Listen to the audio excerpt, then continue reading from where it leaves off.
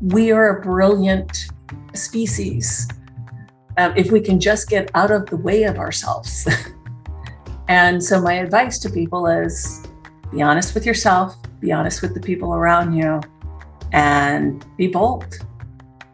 Try to do things without fear, because people aren't inspired by fear. They make irrational decisions out of fear. People are inspired by ideas and truthfulness and opportunities to thrive and learn. And when you give people those opportunities, they will take them.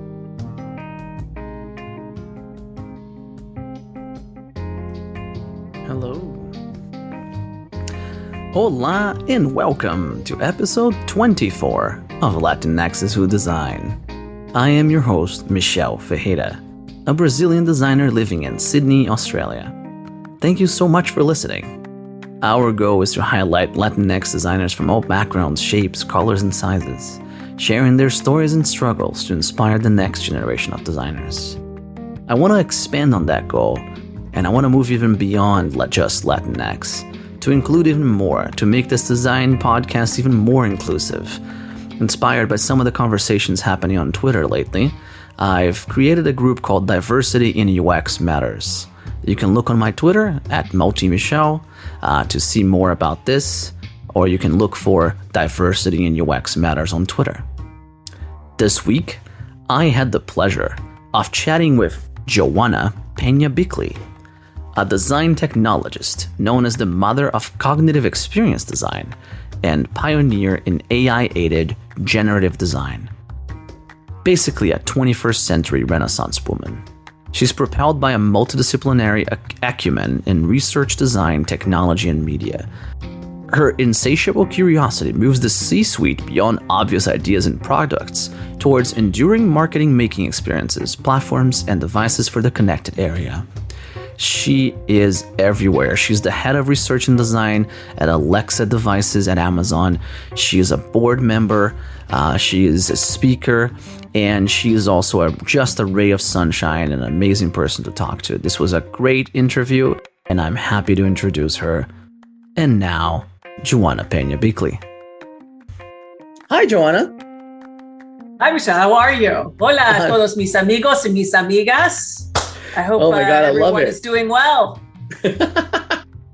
I love the duo intro. That's just a perfect way to start, right? It's like being able to acknowledge, like, here, we're going to go English, we're going to go Spanish, we're going to go maybe Portuguese. Do you speak Portuguese, Joanna?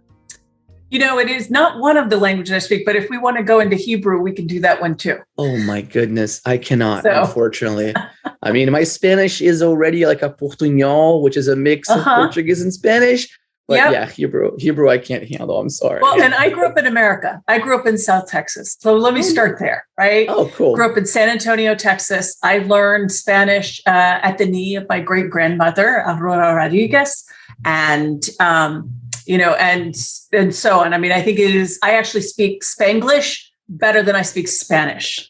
And I find that when I'm traveling in Europe, and don't even start me on French, because the closest thing that I have to French is my Spanish. And They look at me like, you American? Really? Like, You're France. You know where the border is? Oh, I love it. Yeah, but you try anyways. You try to make those communications anyway. So you have to try, and I think I try to sound it out, especially because some of the words I can kind of tell, like I know what they mean, but can I actually say them? Can they actually come out the right way? And they really don't. But anyway, thank you for joining me. This is such a pleasure. Would you mind telling everyone where you work and what's your role? Sure. So, as we were just introduced, right? I'm Joanna Peña-Bickley. I'm the head of human effects research and design at Alexa Devices. What that means is that I get to come into work every single day and do a tremendous amount of learning about new technologies and customer behaviors, put them together and create inventions, ambient computing inventions. So we like to think of Alexa as an ambient intelligence, right? She's there when you need her. She's not kind of poking at you, but she is, ultimately aware. So I see that you've got an Echo product right in the back of there. We have one in the babies. Right. So Alexa. No. I have the earbuds. No. That's right. Earbuds in. All right. So I have a million tricks for you to try. But all of that said, that's the role that I am. But I think sometimes the most proudest part of my life is actually that role of being a mother, a partner to my husband, who we have been together for, too long. You know what? I'm totally going to date myself. We're not going to say that number, but a long time. We're high school sweethearts, and being a co-founder to designbyus.org, which is a learning company that is focused in on creating digital public works for governments and NGOs. Oh my gosh. I'm going to ask a question that it's always hard to answer, I would imagine, but how do you find the time, Joanna, to do all of that? You said a mom, a partner, working at Design by Us, and being head of design and research at Alexa. Mm-hmm. At Alexa, I have to say it low because I don't want her to react. Yeah. So how do you find the time? She loves when you speak to her, by the way. I know, right? Tiempo, time, what is that? That time is a construct that I try to, so the reality is that nothing happens overnight. Those other parts, I've been a mom for a long time, and my children are grown. So, even through the highest heights in my career, a part of having a partner at my side was someone who went to be a stay-at-home dad. And I got to go to work and got to flourish at a career. And we have 4 kids. So it wasn't as if, we could trade off and say, hey, you know what, you'll pick this one. He really dove in and actually became the CEO dad. And the CEO dad of our universe, which was everything from doing the homework with the kids after school to I think playing more of a traditional female role, right. Which, if we think about it, if we kind of omit gender from it, he took on the primary caregiving responsibilities of our children, while I brought in, and while I took on a lot of the fiduciary, yep. I was big vision, which is the story of my life, by the way. It's big vision. I'm really good at that. So with that, I got to, build a career. And I think the piece of advice that I try to give people, which is you can do it all. You just can't do it at once. Don't try to do it at once. It's not worth it. We have a long life. Do the things that drive your passion. So the second part of that answer is ganas. In Spanish, the translation is desire, right? I have an innate desire to make the world a better place. It was something I've been born with. I recently gave a talk that I'm really excited that's going to air all over Europe for Dyslexic Week. I happen to be dyslexic. And somebody said, very similar question, how is it that you do these things? And I said, listen, I've had to make the time in my life to hack text interfaces. That's what I do for a living. I actually have found companies to pay me to do this.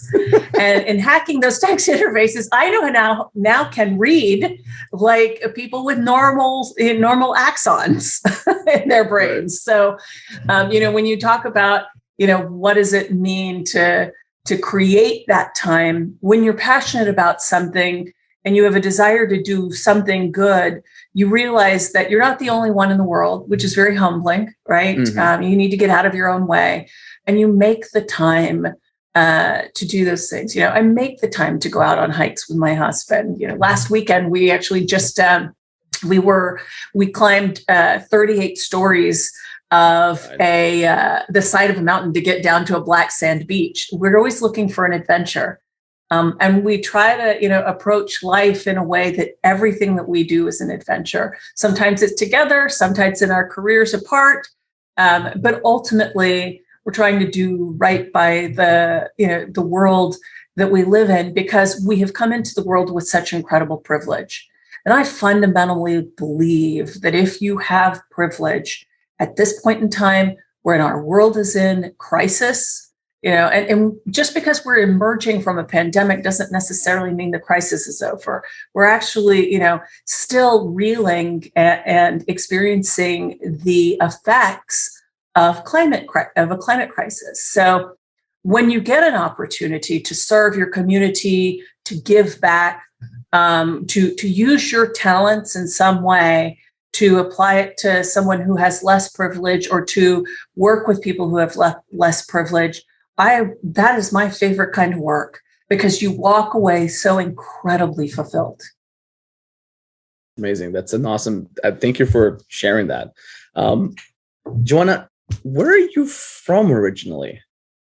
Sure. I am from a great little city down in South Texas, which is about 3 hours from the border of Laredo, and so Laredo being on the Mexican side, Laredo, Texas being, but I'm originally from San Antonio, Texas. I was born and raised there.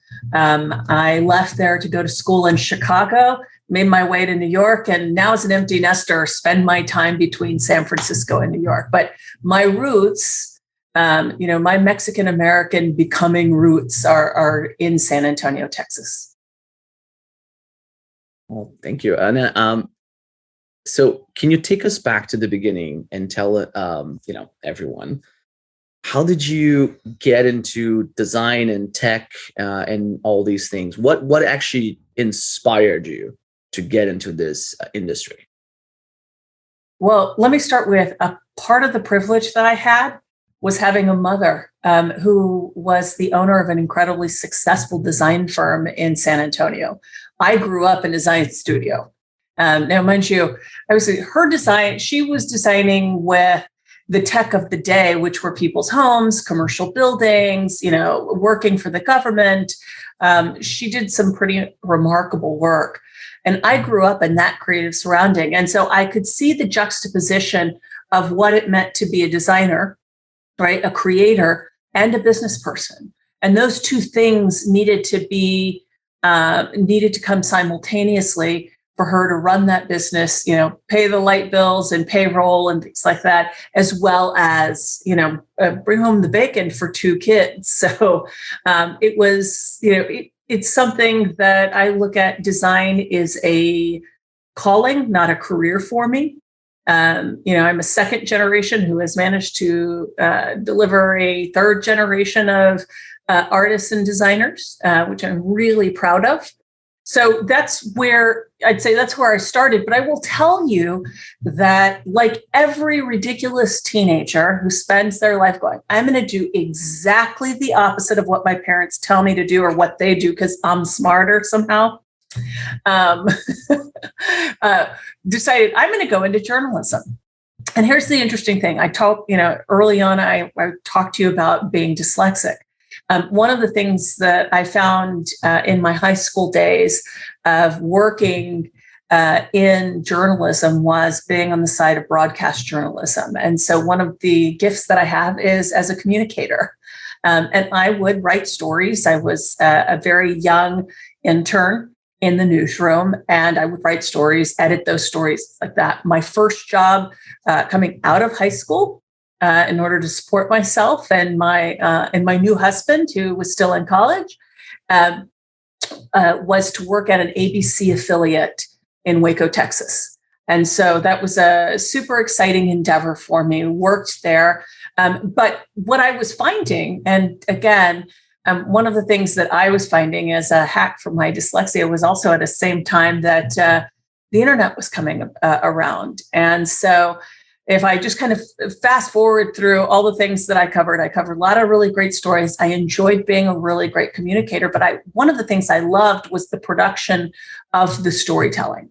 And the production of the storytelling was at a time when it was evolving. And it was evolving away from videotapes that, like, we had these humongous Sony Betacam tape recorders. For your audience, I'm ancient. I was born in the 70s. Let's be very clear. I was in high school in the early 90s. We were in a small market, San Antonio. So it's not like we were in New York where it was technologically savvy and they were figuring how to do digital. And so one of the things that I began experimenting with was digital production and, training myself and teaching myself things like Media 100 and Director and things like that. So I actually taught myself to code in that time.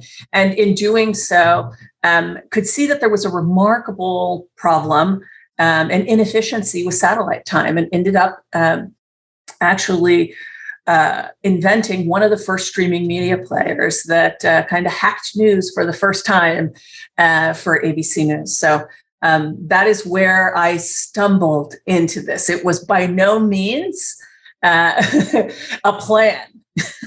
It was just this thing that I did. But what I found was I found more joy in the invention and the learning, like the teaching myself to code and creating a product, that end product.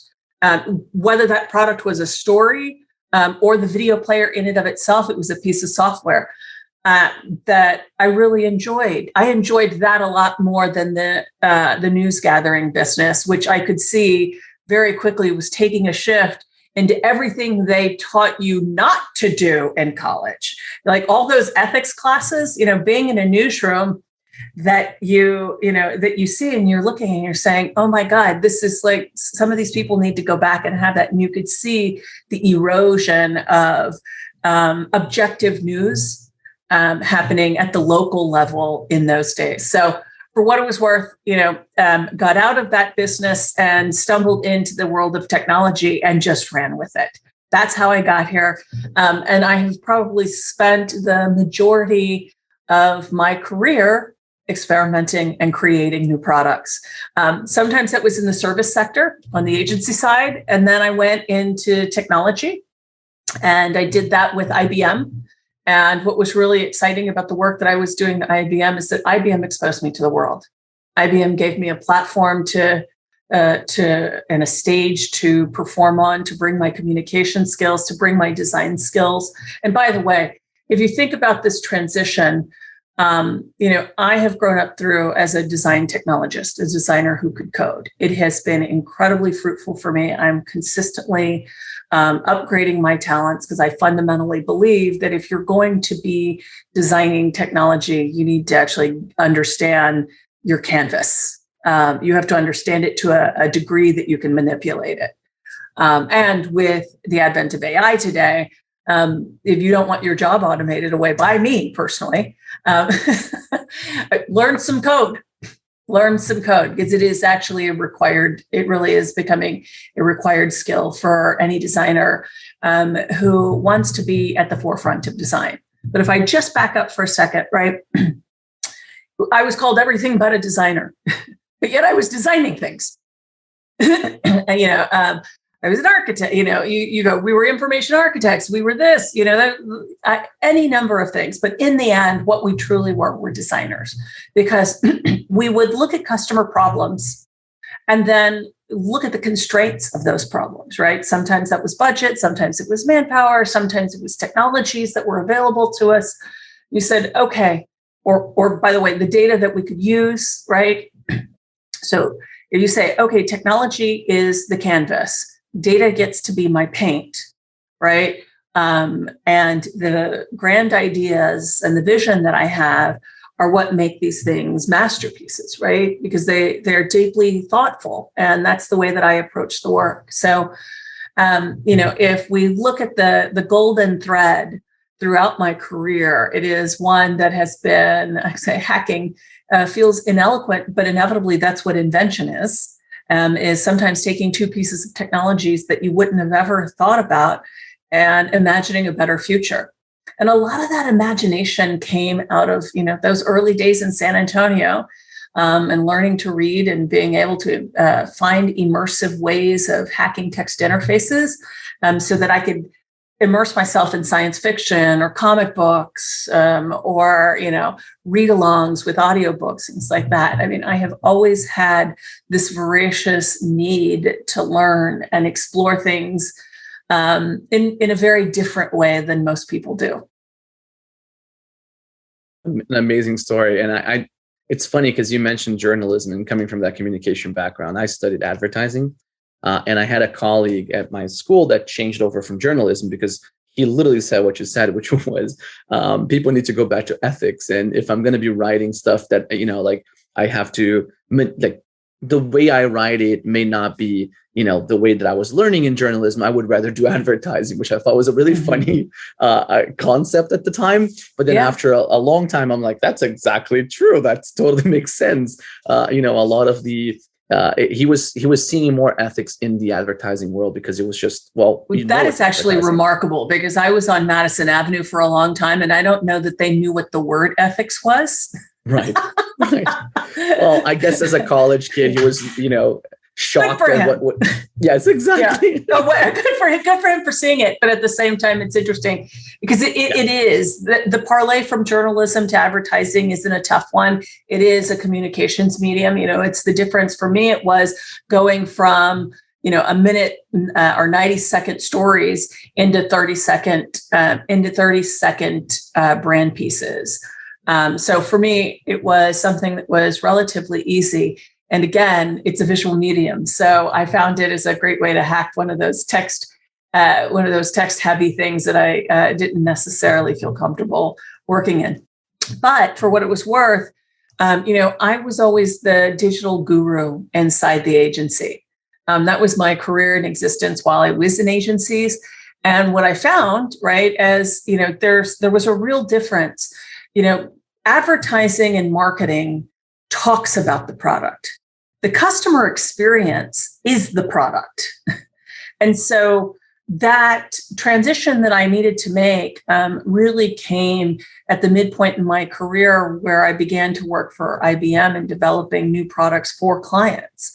And what was really super exciting about that work was that you actually got into the meat and potatoes of business operations. These were things that, frankly, I wasn't schooled in, but took advantage of being able to walk into the room with the COO of most corporations, because IBM, does business at the C-suite, and not just learn, but listen to the problems that those corporations were having at the time, and being able to apply my craft to solving those problems, whether that be resulting in new products, new experiences, new devices, new ways to think about making cars or airplanes. So that it was a super exciting time. And so that, when it came down to it, what I realized was, oh, wait a minute.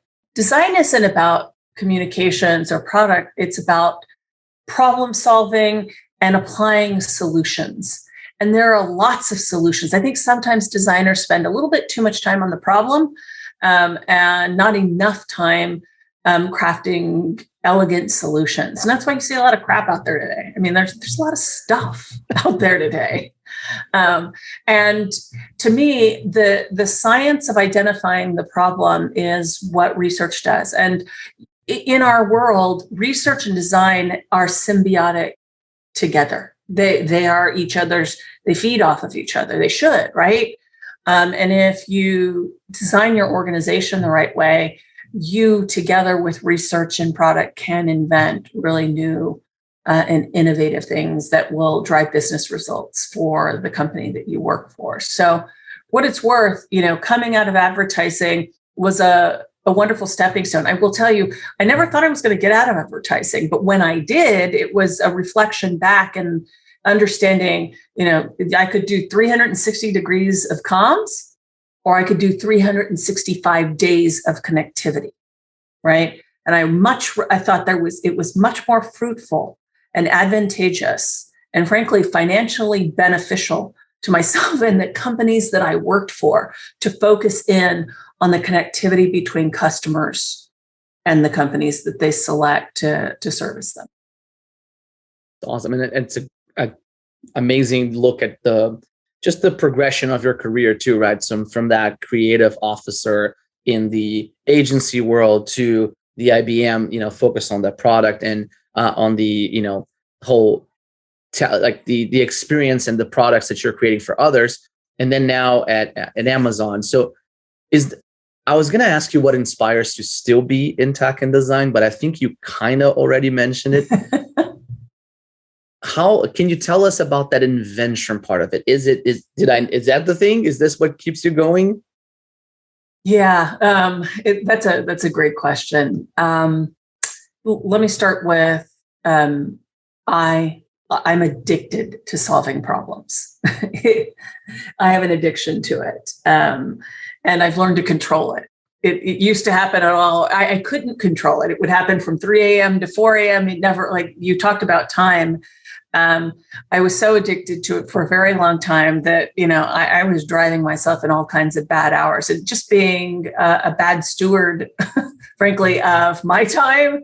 As I have aged, or shall we say matured. Somebody said, as I gained more experience throughout my career, I've learned to hone it in. And what I realized is, number one, there is no algorithm that replaces your experience.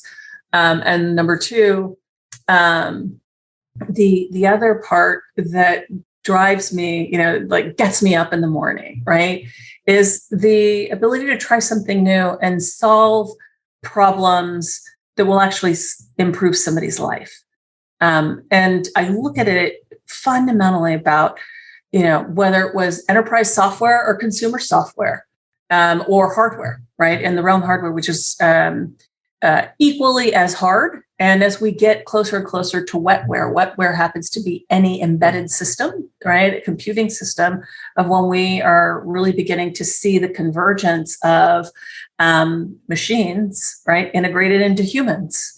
We see this with wearables, but we're also seeing it in things like amputees and 3D printing of limbs and life-saving organs, things like that. So in the area of bioscience, which is just a passion for me. And the thing that gets me up every morning is to learn something new. I feel like I get a PhD from the team that I work on every single day, because I get to bring some of the smartest people around the world to solve these really tough problems in new inventive ways. And I think that is one of those gifts, to humble yourself, to not think that you know it all, but to dare to try to solve the problem, to dare to orchestrate the people to come together and come up with those ahas. And that's the hard work. Actually, coming up with the ahas is hard, because you do have to frame the data. You do have to frame and keep a vision, consistent for people in order to do it. And that has been the one thing that I have loved about working at Amazon, because they truly work backwards from the customer. There are a ton of industries out there that talk about customer obsession. This happens to be probably one of the only companies that I have ever worked for that actually walks it. And what I mean by walks it is that everybody is capable of creating an idea. It's not something that just comes from a creative department. So that's number one. That should be a game changer to you agency folks, because the reality is everybody can come up with an idea. And so it's whether or not that idea actually answers a customer obsessed problem. The first phase of coming up with an idea at Amazon is actually writing a future state press release that says, on this date, we're going to launch, X. And we're going to do this because it solves this problem, right? And here's what customers will say.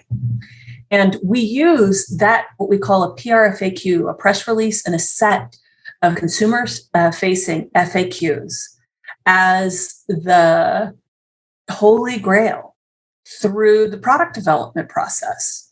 And it is incredibly refreshing, because put all the politics aside that happen within an organization, guess who wins every time? The customer. And when a part of why Amazon has been such a success is that while it is, There are plenty of businesses who are competitively obsessed, and they do fine. We have been able to be expansive and lateral about our growth through this process. And I wouldn't even call it a process so much as it is a way of working and a culture of working and a belief that if we stick to this kind of working style, that sure, at first, people will think we're bananas, absolutely bananas, but it's worth it because we'll give ideas, like good ideas, 10 years. And we don't, and this one I think is so important for people. One of the things that we don't do is only, like stake everything on one idea.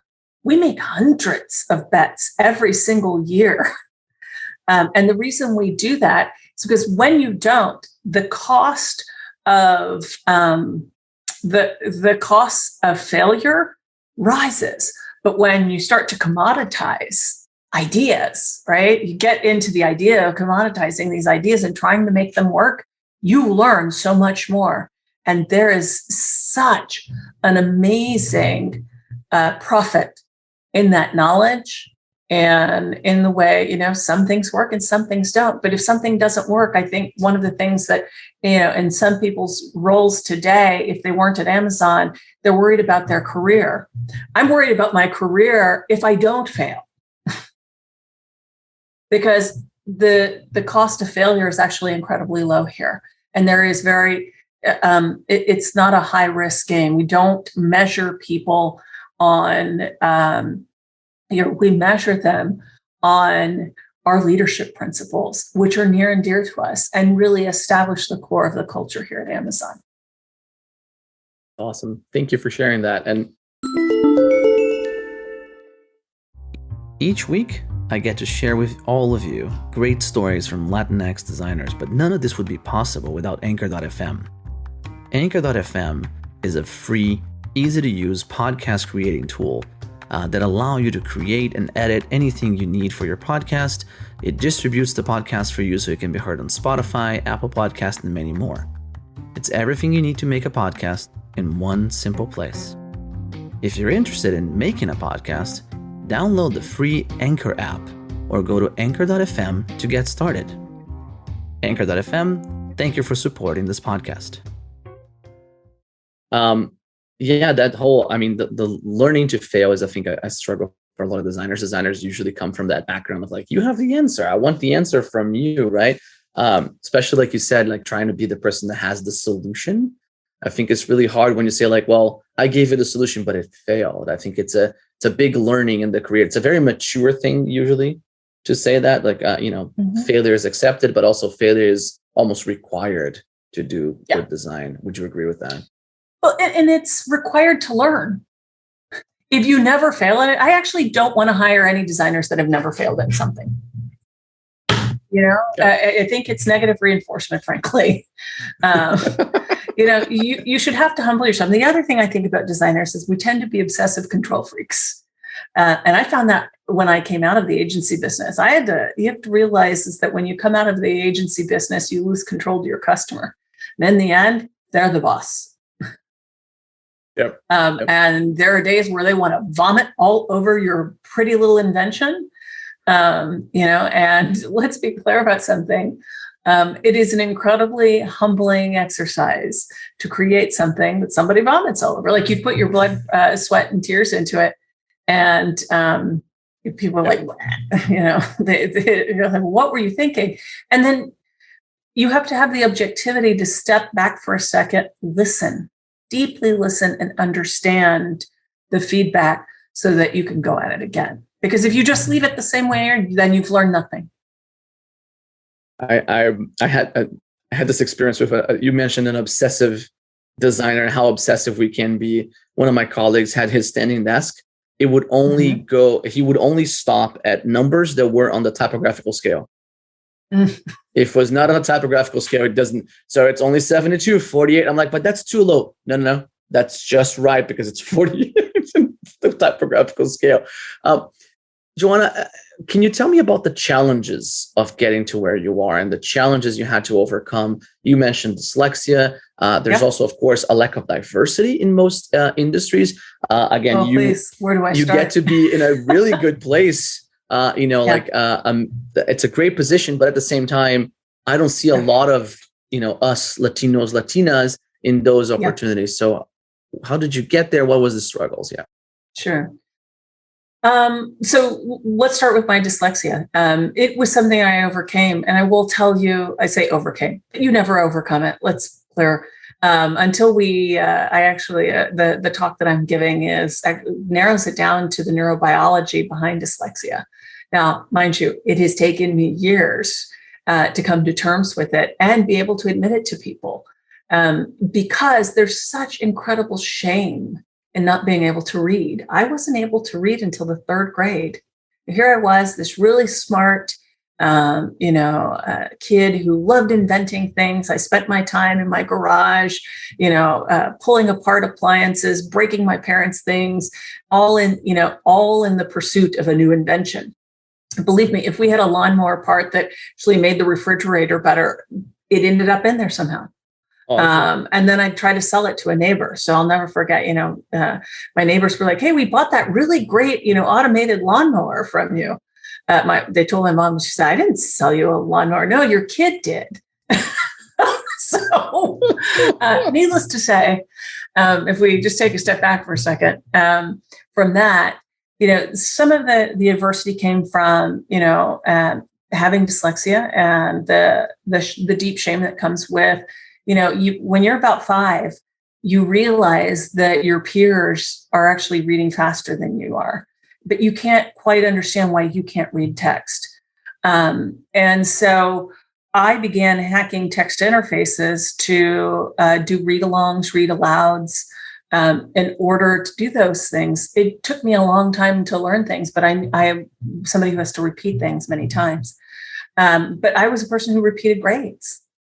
I wasn't good at school, and I wasn't good at school because I was in as magical of a place San Antonio was in the 1970s and 80s. Let's be really clear. America as a whole was just figuring out what dyslexia was and what to do with it. And at the time, you were often labeled lazy. You were underperforming, and sometimes dim-witted, none of which was true and none of which is true.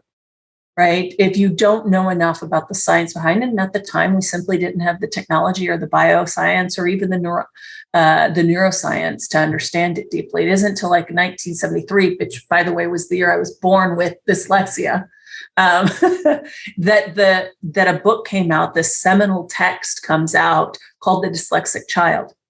And unless you were in the realms of like cognitive psychology and things like that, you had no idea what that was. It wasn't like they were arming elementary school teachers with these things.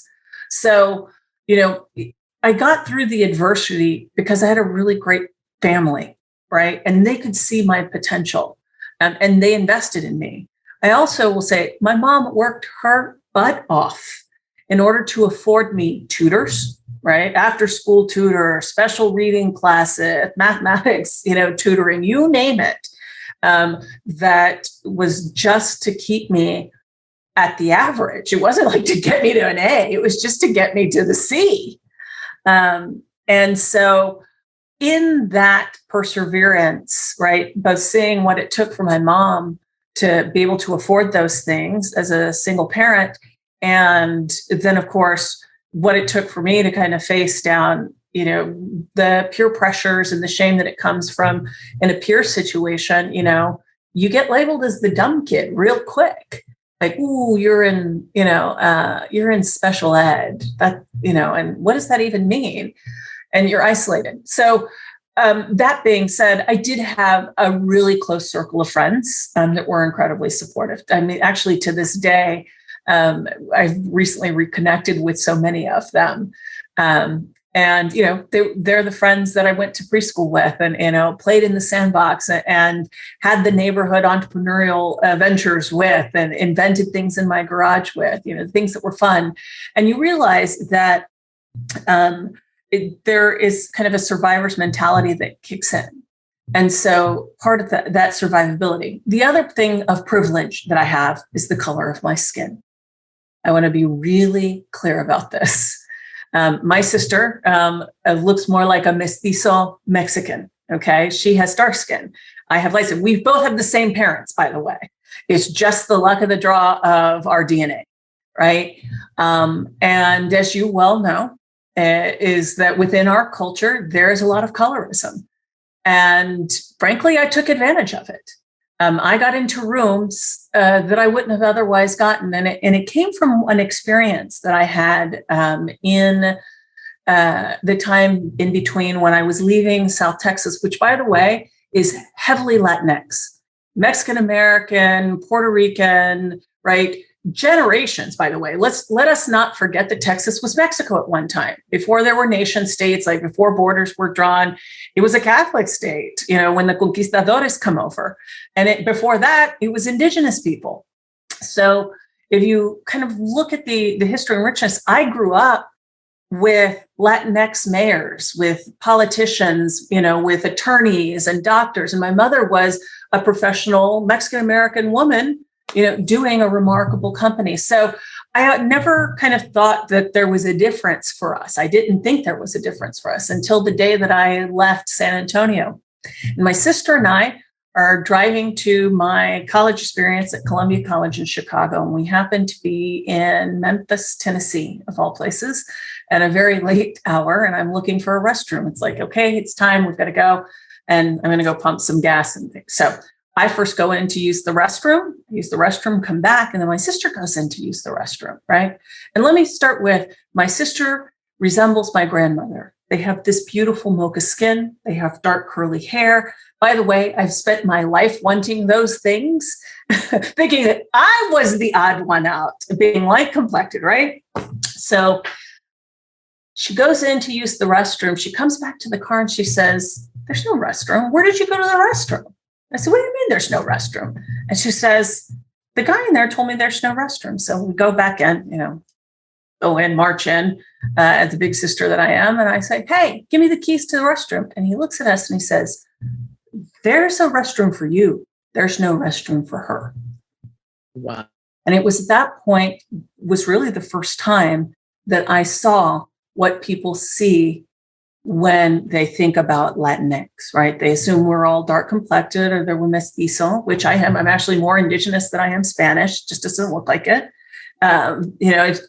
It's luck of the dice, what you get in your DNA, right? And so it was at that point, it dawned on me what my great-grandmother Aurora used to tell me all the time, which was, "You're our secret weapon." I didn't understand it, by the way. Until that point, she would tell me, "You're our secret weapon. They'll never see you coming." And it was at that moment where I went, "Oh, that's what she meant." And it was really from that point on, I've spent my career kicking down those doors because I get let into rooms that my grandmother and mother never got into because of the color of their skin, because they were Mexican American, right? Because they were women. There's that, right? And so, I have used, the gifts that I have been given and the incredible privilege that I have to bring along the most diverse thinking, the most diverse set of people that I could to the table, because to me, that's invention. That's where invention comes from, is when we bring people from different cultures and they bring the tapestry of their ideas to the table, people from different cognitive or cognitive backgrounds or abilities, right? And then, people of different genders, right? We see the world differently. And so if it's not homogenous, you're not going to get homogenous ideas. And so in doing that, to me, it was one of the greatest gifts that I was given and that I hope to give back consistently. And, that has been my very Latinx experience. I still consider San Antonio my, mi tierra, my indigenous home, but inevitably, my real home and my real heart happened in New York City, because when I got to New York, it was the place that accepts everybody. Yeah. There's so many languages spoken. I was just, if you can make it in New York, the song is right. You make it anywhere. Mm-hmm. And so I had this really amazing advantage that everybody's from somewhere else in New York.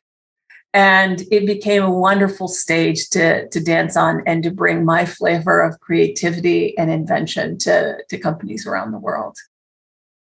That's such a lovely story. Thank you. And it's lovely to hear it now. Of course, it's really sad what your sister, for instance, goes through. Sure. And, what we have to go through to get there. But I actually think there's a really good connection because you said this is the invention. And I think the company that you founded, Designed by Us, the org that you founded, Designed by Us, right, talks about this idea of the equal and equitable representation, right, in That's STEM. Right. I would love in STEAmed, exactly. So STEAmed. They forgot some letters when they did it the last time around. Exactly. So I was going to say, drive us through that, right? What is equal and equitable, and what is STEAmed? Right. So here's an interesting thing about equal. Equal means that there is no hierarchy. That's a hard thing for people in business to wrap their heads around. Hierarchy, right, is a very patriarchal, militaristic ideal. Lateral networks, right? I had the privilege of meeting and knowing Gloria Steinem. One of the things that she taught me was that we have to think about ourselves as linked, not ranked. No one of us is better than another human being. We are linked. We are linked sometimes by heritage. We might be linked by gender. We might be linked by neurodiversity. There's a lot of things that we're linked by. We could be linked by things that we're passionate about. And so when you come to the table believing that, right, you're going to come at it very differently. And you're going to treat people with respect from the get-go. There's not a proving ground. I fundamentally believe that no matter where you come from, you deserve access to hands-on education. I believe in the apprentice model. Every year, Designed by Us takes on apprentices, and we do digital, civic, and media programs that people from different diversities and low to mid-income folks that couldn't either afford to go to a trade school or college, or maybe they have gone to college, but they haven't yet had the skills that they need to get into the global workforce, come and get those skills through action learning programs at Designed by Us. And Designed by Us is actually, I'm very proud of my 4 children. It is run by them. I get to be the co-founder and a primary investor in the early days of it, and a board member. But inevitably, they are running it as a civic media and entertainment company.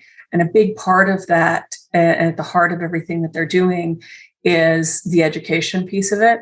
And so for them, equal means linked, right? Not hierarchical, and then equitable, right? Equitable means that, in this global workforce, that we're producing equal equity into what people are doing. Does that mean getting a new job? How do they negotiate for the salary in that new job? What do they need to go in? What are the laws they need to know?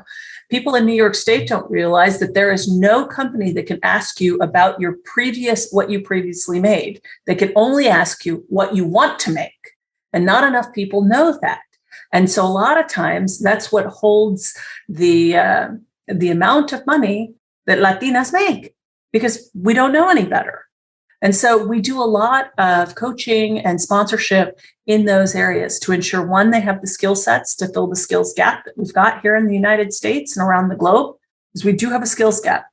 And the second part of that, right, around participation in the workforce, is that they have a network called the Design Corps. And the Design Corps is a network of professionals who volunteer their time and work on these public service initiatives. Everything from, designing masks in the pandemic for the 100 million mask May Day, to creating BreatheStat, which was a cloud service for ventilators, all the way to Earth Speaks, which is all about fighting the climate crisis. Here are these remarkable people working on these remarkable things, and they're getting paid equally and equitably. And so the biggest thing for me about equitable is that everybody starts from the same place, right? Equal is that we're linked in a network, and equitable is that we're starting from the same place. And that means from salary up and benefits. And so when we start to think about that, you start to think about the universality things in a world that is completely being automated right before our eyes. Great. I mean, this is it just sounds like an amazing, endeavor to try to do this and help people in this way. And it's very nice to hear, more stories of people trying, like you said, take advantage of your superpower, kick the doors in, and then from there, bring others up and say, like, look, there's more opportunity to bring more people and to add that diversity that we need in these industries. And look, Michelle, we've got to invest in our young people. We've got to invest in people who want to reskill, right? Because there are plenty of people in their middle part of their career who want to be reskilled, who maybe need to be taken out of fossil fuels or things like that, right? And be reskilled for new clean energy. Or, you're looking at completely service sectors being automated away. They need the purpose and the desire, right, to reinstill in them. And they need the time and the space to be able to get these skills. But in addition to that, our youth, which, by the way, are far smarter than we are and have it far worse than we do. What's interesting to me is that I look at Gen Z and I have a real connection to them, because not only do I study them from a customer perspective, but I gave birth to a bunch of them. And, I think about my youth and the adversity I faced. But when I reflect back, I never had to worry about school shootings. I wasn't ducking and covering under desks. The worst thing that happened in the United States, kind of collectively, that we had a collective whole, was I remember the space shuttle blowing up when we were kids. And that was a national tragedy. But I didn't, as a child, you have to think about this generation started with 9/11. They had an economic collapse. They saw their parents or their friends' parents or people in their community lose their jobs and never be able to be reemployed again. They have dealt with school shootings. At least here in the United States, it's an epidemic and an infodemic. And of course, we've just lived through what it looks like to potentially lose a democracy in the United States. So the fact that they're marching in the streets and they're pissed off and they're putting a stake in the ground, how are we not surprised? So you know what? I actually listen to young people, because the reality is that they are inheriting our screw ups and our inability to fix things. And so I want young people at the table. I want young people in Congress and in the UN and having these conversations, because ultimately we have this world together. We have to figure out how to coexist through a changing planet that doesn't care whether we're here or not. And we need to humble ourselves and remember that and begin to seek the solutions that embed resiliency. And I'll tell you this, Gen Z is incredibly resilient. You do not want to mess with them. They know what they're doing. And so we've got to invest in them, and not just our time, our money. Beautiful. We're going to close the interview with my last question, which always is there any advice you would love to, you would give to either the Gen Z or the people that are coming up and trying to get into the tech industry or the design industry? What would you say to them from your experience that they can learn from you? Be yourself and fight like hell. Fight like hell. Nothing is easy. Nothing worthwhile is easy. Do it with your friends. Do it with people that share that vision with you, whatever it is. Just be truthful to yourself. I think, and I found this through my own dyslexia and admitting to people that I had it. And people were so much more willing to help me, willing to give me more time to read their document or their contract or anything as I've grown into an adult and having the maturity and the confidence and being in a position of power to share that with people. But hiding it for so many years was doing no one any good, especially me. And so a part of being myself was accepting that I have what in Hebrew we call mavrik, ingenuity. And my neurodiversity actually has proven to drive business results for customers and businesses and results for constituents and governments all over the world. And so when I fundamentally thought about it that way, I really felt like I needed to come out and be more honest, both with myself and with people about it. And in doing so, I think about all of the spent time worried about it and what people thought. Just be yourself. You know what? If you are in a place where you can't be yourself, leave. Whether that's your town, your school, do everything that you can to get to a safe space where you can learn, where you can earn a living, and where people accept you for exactly who you are. We are a brilliant species if we can just get out of the way of ourselves. And so my advice to people is be honest with yourself, be honest with the people around you, and be bold. Try to do things without fear, because people aren't inspired by fear. They make irrational decisions out of fear. People are inspired by ideas and truthfulness and opportunities to thrive and learn. And when you give people those opportunities, they will take them. That was beautiful. Thank you for sharing your story and for being on the podcast. I really appreciate it. This was lovely. Thank you. Of course. Anything to help. And here I cut. As you know, the podcast magic is done. Thank you again. This was really nice. Of course. I really appreciate it.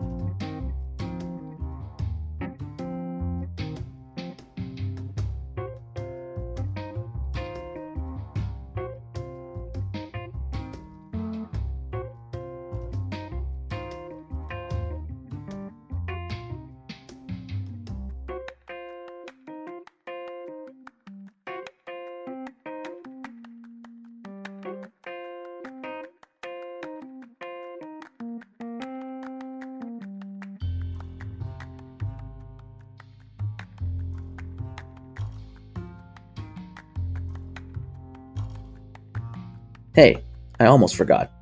If you like this episode, don't forget to subscribe. Also, rate us on Spotify, Apple Podcasts, or wherever you listen. Thank you.